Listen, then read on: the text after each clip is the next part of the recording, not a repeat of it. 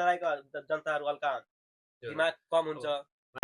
तपाईको ठीक छ पैसा दिन आयो मासु खुवाउन आयो के गर्न आयो ठीक छ खानु सबैको ओके तर यो पाली बालेनलाई दिनु धामलालाई अहिले हेर्दै छु जिलेबी त्यो छानेको जिलेबी छानिरहेछ काट काटिरहेछ त्यो के हो कमेडियन जस्तै एउटा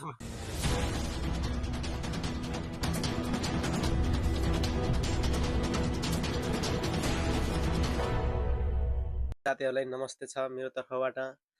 नहीं नहीं अभी और सुनिए। हामी जापान बसेर केही भएन हुनेवाला छैन। अब त नेपालमा चुनाव आएको छ केही त गर्नु पर्यो हामी यहीबाट। ओके सधैँ हामी जापानमा बस्ने हैन नेपालमा फर्किनु पर्छ। नेपाल फर्किनु पर्छ। म त फर्किन्छ यार वाइल पैसा कमाउने हो। त्यही त भएर हामी अहिलेदेखि सोच्नु पर्यो। अब नेपालमा अहिले चुनाव आएको छ चुनावमा राम्रोसँग गरेन भने फेरि पहिलाको बुढापाका फेरि आउँछ। फेरि आयो भने फेरि त्यस्तै हो। अच्छा हमको सिखा रिया छापलाई हैन क्या हामी अब छापलाई सपोर्ट नगर्ने। अब राम्रो व्यक्ति हुनु पर्यो राम्रो भिजन हुनु पर्यो। भिजन त्यसको कस्तो भिजन छ जस्तै बालेन छ सुरुमै आफ्नो मान्छे एकचोटि अब जहाँ गए पनि बालेन बालेन मान्छेहरु भन्छ नि त बालेन जहाँ गए पनि बालेन बालेन आयो मालूम है तेरे बाप को मत सिखा भएर राम्रो काम गरेर देखा अहिले पुरै देशभरिको जनता उले चिनिरहेछ। नभए त्यहाँ नेपालमा कति गाउँपालिका छ त्यति धेरै गाउँपालिकामा एउटा बालेनलाई मात्रै किन चिन्छ। त्यही त भन्यो। अब जस्तै हाम्रो नेपालमा प्रधानमन्त्री पहिला त सरकार भन्छ प्रधानमन्त्रीले सरकार हैन सरकार भनिन्छ। अब केपी ओली पहिलेदेखि थियो केही अब गरेन त्यही भएर त मान्छे अब एउटा मेयर पदको मान्छे अब बालेन अब कति मान्छे नेपालमा छ उलाई रुचाइरहेछ हैन। त्यस्तो मान्छेहरुलाई छ नेपालमा त्यस्तो मान्छे छ नेपालमा तर त्यसलाई मान्छेले अगाडि बुझ्यो ल्याउन दिदिने कि त्यस्तो मान्छेलाई अब अगाडि बढाउनु पर्यो। अब हाम्रो चुनावमा अब त्यही 21 गते चुनाव चाहिँ राम्रोसँग लाग्नु पर्यो। यो पालि यस्तो भयो कि राम्रो मान्छेलाई अगाडि बढाउनु पर्यो। यो होइन कि पहिलाको जस्तै ल 500 रुपैयाँ दिन्छु राति आएर भोट किन्ने मासु भात खुवाउने पछिकै नेता पुरानो नेताहरूको पछि लाग्ने त्यस्तो होइन। यो पालि राम्रो मान्छेले एकपल्ट कमसेकम यति वर्ष भयो यति वर्षमा के गरेछ नेपालमा केही पनि गर्यो झन् नेपाल त्यो कति वर्ष पछाडि गइसक्यो। यो पालि अलिकति राम्रो अपर्चुनिटी हुन्छ नि बुद्धि पुर्याएर राम्रो मान्छेलाई भोट हाल्नु पर्यो जिताउनु पर्यो। एक पालि त हो एक पालि राम्रोसँग जितायो ल ठिक छ गरेन भने त्यसपछि के हुन्छ नि त पहिला एक पालि फर्स्टमा त यो गर्नु पर्यो नि त। बालनको भाषण त मैले 2 मिनेट भर्खर अस्ति सुनेको जनकपुरमा जहाँ 2 मिनेट मान्छेहरुको भिड हेर्दाखेरि त म त पागल भएको थिएँ जस्तो लागिरहेको थियो। यति मान्छे पुगेको थियो त्यो 2 मिनेटको भाषण सुन्नको लागि। तर 2 मिनेटको भाषण यस्तो राम्रो लाग्यो मलाई नि यस्तो राम्रो कि मान्छेहरु पागल भइसक्यो त्यो भाषण सुनेर। जो पनि टिकटकमा जहाँ पनि हेर्दाखेरि त्यही त्यसकै भाइरल भएको छ त्यो 2 मिनेटको video. What? Bro, what are you talking about, man? बालेनले समग्रमा सबै राम्रो काम गर्छ हैन। जस्तै अब हाम्रो मकनपुरमा तराईमा राम्रो काम गर्नु हुन्छ नि त अनि जिताउनुको त्यस्तो लागि नि अब आफ्नो ठाउँमा राम्रो गर्ने आफैले जिताउने अगाडि बढाउने। जस्तै अब बालेन ठाउँबाट त बालेन आउन सक्दैन नि आफ्नो जस्तै अब गगन थापा पहाडबाट भागेर तराई गएको छ त्यस्तो मान्छेले भोट दिनुपर्छ।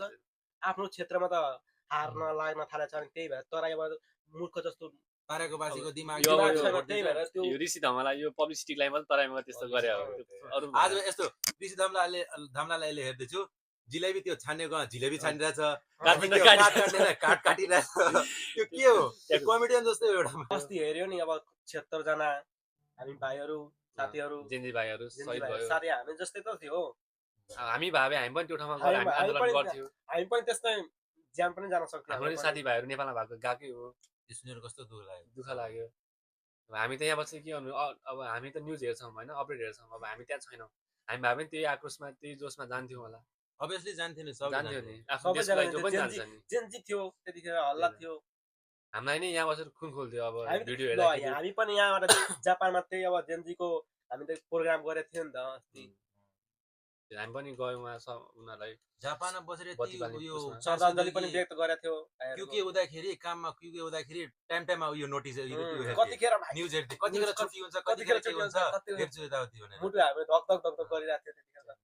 यार मेरे को तो ऐसा धक धक हो रहा है। मेरे को भी हो रहा है।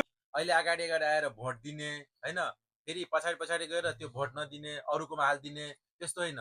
यो पाली तपाईहरुले हेर्नु भएको राम्रो छैन? व्यक्तिलाई हेर्नु राम्रो व्यक्तिलाई ल्याउनु पर्छ। एक पाली मात्रै 5 वर्ष त हो। 5 वर्ष फेरि उसलाई पनि हटाइदिने 5 वर्ष तपाईहरु भोट दिनु एकपल्ट भोट दिनु न 5 वर्षमा हेर्नु के के हुन्छ काम अब? गर्दैछ, के काम भइरहेछ त्यहाँ। ठीक छ गरेन पुरानोको जस्तै भयो भने फेरि त अब भोट आउँछ, चेन्ज त्यो त चुनाव आउँछ भइहाल्छ नि, नि। फेरि चुनाव आउँछ नि, फेरि तपाईहरुको हातमा त्यो भोट आफ्नो हातमा छ नि त। फेरि तपाईहरु अब आफ्नो मान्छे चुन्न सक्नुहुन्छ। एकचोटि यो कुरा हो त्यो। एकचोटि कुरा हो, एकपल्ट युवा पुस्तालाई आउन दिनु पर्यो, एकपल्ट मात्रै। गरेन भने त्यसपछि त कुनै न कुनै उपाय हुन्छ नि त। दुई सब की कहल चाहे छै जे आगो तो का जनता सब जे छै नि नेपाल में अपना के तो कुछ नहीं कर सके छी, कुछ का दे सके छी, वोट नहीं कुछ कर सके छी ना। अब तो जे छै अपन परिवार विदेश में तो बहुते मान्छे छ न, बहुते नेपालले त बहुत मान्छे बाटे यहाँ त। आइ सऊदी में छै, कतार में छै, मलेशिया में छै, जापान, अस्ट्रेलिया, अमेरिका जत छै सब अपन फैमिली के तो कम कन्विंस कर सकते ना। हां ये आदमी निक आबि रहल छै, एहि पाली एकरा जितबा पड़ते, एहि पाली देखा पड़ते कम से कम। अहाँके विचार में की हम ये कहे के चाहतानी का कि अब चुनाव में युवा पुस्ता और राम्रो व्यक्ति, निमन व्यक्ति, औसन व्यक्ति के व्यवहारिक जैसन बालन की जैसन औसन आदमी के बुलावे पड़ल हमी के चुनाव में खातिर।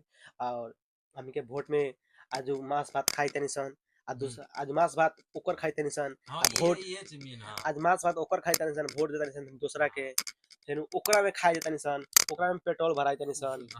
उ सब करे के ना पड़ल।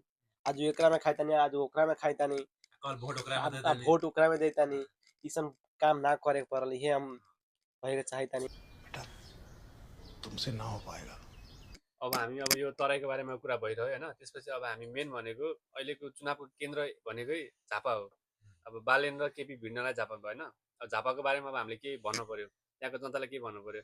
अब केपी ओलीले झापालाई मात्र विकास गरेर हुँदैन, झापा मात्र हैन नि त देशको भागमा पुरै सिङ्गो नेपाल पनि छ, सबैलाई हेर्नु पर्यो। अनि उसले सोचिरह अब मेरो ठाउँ हो झापा, जो आयो नि म जित्न सक्छु भनेर सोचिरह हैन, त्यस्तो हुँदैन। त्यही भएर अब हामीले अब त्यहाँको मान्छेहरूलाई के अब के छ सुझाव म त सुझाव छ दुई शब्द बोलिदिरहेको छु। झापामा अब जसरी पनि बालेनको जिताउनु पर्यो। अब जस्तै केपी ओलीको त केपी ओलीले पहिलेदेखि जित्दै आइरहेछ, कतिचोटि जित्या होला। त्यही त भने के गर्ने अब कतिचोटि जितिसक्यो। अब किडनी पनि फेल छ दुईटा। गजब बेइज्जती है। अब त्यहाँको जनतालाई म यही भन्न चाहन्छु कि अब बालेन जानु भएको छ, बालेनजीलाई जसरी पनि जे भएर पनि जिताउनु पर्यो त्यहाँ। कोई तरिका है भीख मांगने का? यो अहिलेको यो भिडियोको मेन थेम भनेको चाहिँ के भन्दाखेरि भोट राम्रो मान्छे छान्न पर्यो कि। अब हामीले भने जस्तै अब यसलाई छान्न पनि उसलाई छान्न पनि छैन। हजुरहरूको ठाउँमा कसले राम्रो काम गर्छ त्यसलाई छान्न पर्यो। जो व्यक्तिले राम्रो काम गरेर देखाउन सक्छ, परिवर्तन ल्याउन सक्छ, त्यस्तोलाई छान्ने हो नि त। यस्तो कि यो पालि झापाको मान्छेलाई देखाउनु पर्यो कि अहिले भनिरहेछ नि त न्युजमा मिडियाहरूमा आइरहेछ नि त झापाबाट बालेनले उम्मेदवारी दियो होइन। अब जित्न त केपी ओली नै जित्छ, यो जित्छ त्यो जित्छ होइन। तर योपल्ट झापाको जनतालाई देखाउनु पर्यो कि बालेनलाई नै जिताउनु पर्यो भयो। ठिक छ खानु सबैको, तपाईँको ठिक छ पैसा दिन आयो, मासु खुवाउन आयो, के गर्न आयो, ठिक छ खानु सबैको ओके। तर यो पालि बालेनलाई जिताउनु। Vote for Balen. यो पालि के हो? भोट फोर बालेन सरकार। यो पालि बालेनलाई प्रधानमन्त्री जसरी भयो नि बनाउनु पर्यो। तपाईहरुलाई अब के लाग्छ कस्तो लाग्छ आफ्नो आफ्नो हिसाबमा तपाईहरुलाई कस्तो लाग्छ, अब के लाग्छ आफ्नो जिज्ञासाहरू तल कमेन्ट बक्समा पनि दिन सक्नुहुन्छ। आजको लागि यति नै भयो। अब हामी अर्को भिडियोमा भेटौँला।